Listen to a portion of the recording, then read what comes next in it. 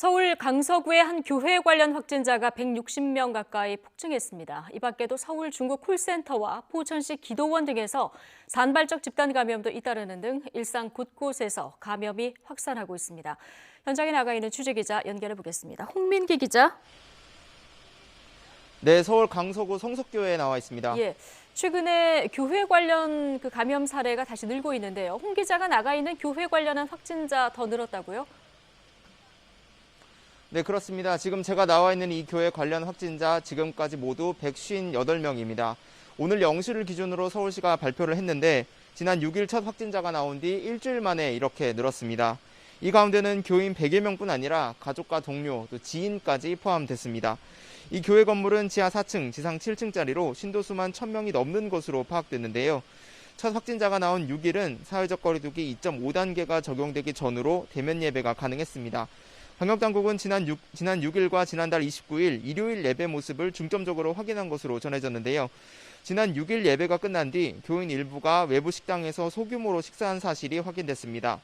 또 교회 성가대 연습도 진행됐는데 연습실 창문이 작아 환기가 잘 되지 않았던 것으로 파악됐습니다.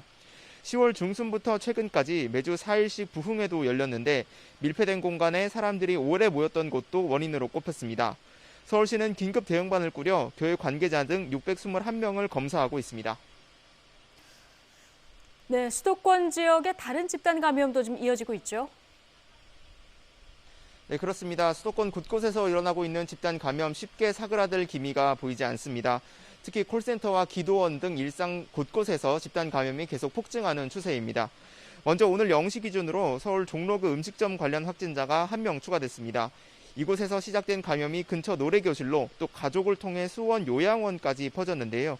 결국 요양원에서만 36명이 감염돼 음식점 관련 누적 확진자가 모두 276명이 됐습니다. 서울 중구 콜센터와 관련해선 21명이 확진됐는데 콜센터에서 교회로 추가 전파가 일어난 것으로 추정됩니다. 또 중구 전력공사 고객센터에선 지난 9일 확진자가 발생한 뒤 지금까지 16명이 확진됐습니다. 지난 11일 첫 확진자가 발생했던 경기도 포천시 기도원은 누적 확진자가 32명에 달하는데요. 기도원에서 생활 공동체처럼 오랜 기간 함께 지내며 식사도 함께한 것으로 조사됐습니다. 병원과 요양원 관련 감염세도 만만치 않습니다. 서울 동대문구 지혜병원 관련 확진자는 현재까지 모두 58명입니다.